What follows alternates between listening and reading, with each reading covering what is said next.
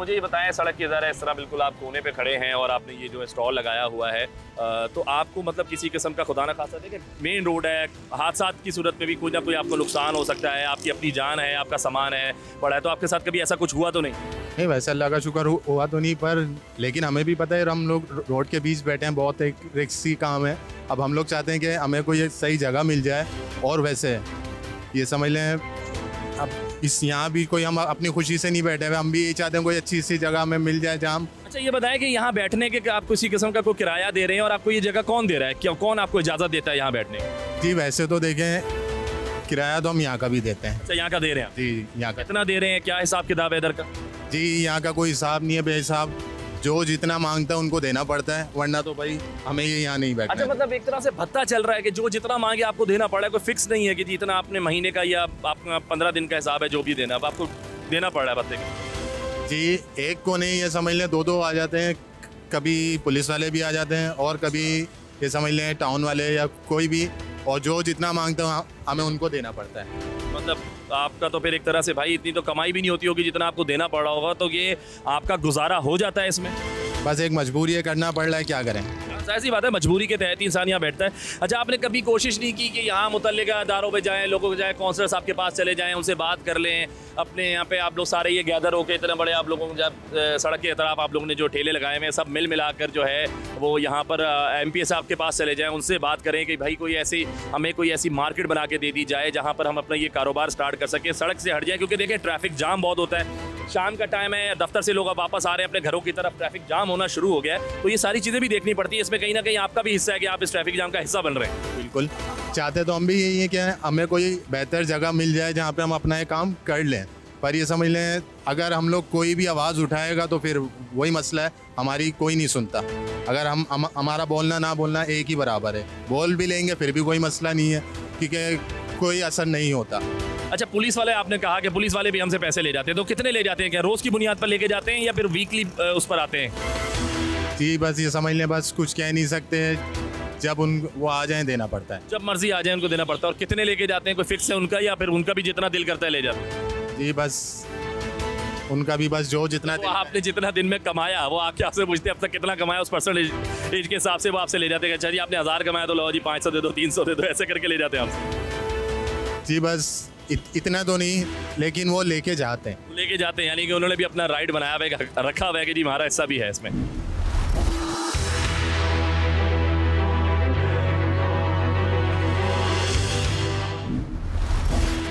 जी तो हमारे साथ एक और भाई मौजूद है, वो यहाँ पर कुछ मेरे ख्याल में ख़रीदारी के लिए रुके, आइए उनसे पूछते हैं कि वो क्या ख़रीदने आए हैं और वो ये सारे मसाइल का कैसे सामना करते हैं। अस्सलाम वालेकुम भाई, मुझे ये बताएं कि आप कुछ खरीदने के लिए रुके हैं यहाँ? जी मैं अभी रेट ले रहा था, लेकिन रेट बहुत हाई है, लेकिन इनको एक प्रॉपर जगह देनी चाहिए ताकि पीछे से कोई गाड़ी हिट ना कर दे। अब देखिए मैं यही सोच रहा हूँ, आप जैसे अब आपने बाइक रोकी है, अभी दफ्तर से वापसी का टाइम शुरू होता जा रहा है लोगों का, तो जाहिर सी बात है यहाँ ट्रैफिक जाम हो जाएगा। जब वो फ्रूट वालों के पास रुकेंगे खरीदारी के लिए तो ट्रैफिक जाम हो जाता है, रात में तो बहुत ही बुरा हाल होता है, लोग लेट घरों पे पहुँचते हैं। तो देखिए इस तरह आपका भी रुकना ये कोई सही तरीका तो नहीं है, सड़क के बीचों बीच आप इस तरह रुक गए हैं, खुदा ना खास्ता अल्लाह ना करे आपके साथ भी कोई मिसहैप हो सकता है। तो इस एक तो ये चीज़ आप मुझे बताएं कि ठीक है ना, और दूसरा ये कि अगर आप इन जो तजावज़ात है, देखिए सड़क पे इजाज़त नहीं है इन चीज़ों की, ठीक है ना, उसके बाद वजूद ये यहाँ पर आ गए हैं, इनसे आपको ख़रीदारी करनी पड़ रही है, तो आप इनके लिए क्या मशवरा देना चाहते हैं इन लोगों को? इनको गवर्नमेंट प्रॉपर एक जगह प्रोवाइड करे ताकि ये अपनी प्रॉपर एक शॉप बना के वहाँ पे डिस्प्ले करके वहाँ पे सेल करें अपनी चीज़ें। आपका अपना जो है, आपकी अपनी भी एक सिक्योरिटी है, आपका अपना भी एक जो है ना लाइफ रिस्क है, क्योंकि आप बीच सड़क पर आके इस तरह रुक रहे हैं, ट्रैफिक जाम हो जाता है, उसका हिस्सा बन जाते हैं, तो ये आपके लिए भी एक अब होना चाहिए। हमारी तरफ से आपको मैसेज है कि आप भी कोशिश करें कि इस तरह मत करें, आराम से कहीं सर्विस लेन पे जाएं, अपनी बाइक को पार्क करें और उतर कर फ्रूट खरीदें। बहुत शुक्रिया भाई। अंकल आप यहाँ पे फ्रूट लेने के लिए रुके हैं? जी हाँ अंकल देखें आप बिल्कुल मेन रोड है, इस तरह आप जाट में रुके हैं, आपने फ्रूट ले रहे हैं, खरीदारी कर रहे हैं, एक तो ये भी गैर कानूनी तजावज़ात हैं यहाँ पे लगे हुए, सड़क पर इनको इजाज़त नहीं होनी चाहिए। पहले तो इसके बारे में बताएं कि ये सही है या गलत है, आप क्या कहते हैं? आई एम टोटली रॉन्ग, मैं मानता हूँ इसमें गलत है नहीं, ये निज़ाम चल रहा है यहाँ पे सीधे से ना, तो चल रहा है तो चलने, हम भी इसमें शामिल हो गए, हमें इसके लिए आवाज़ उठानी चाहिए।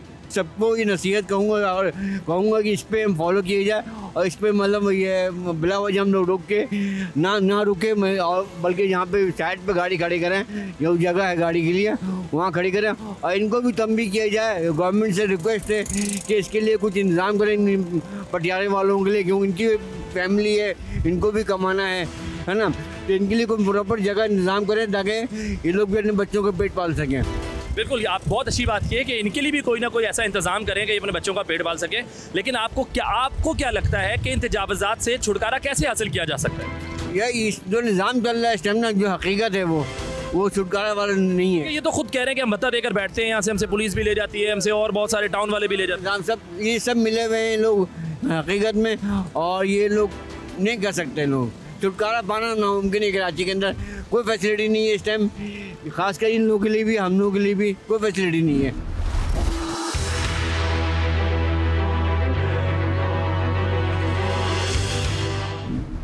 अच्छा, मुझे बताएं, क्या कुछ खरीदारी कर ली है, करने आए हैं, क्या सिलसिला है?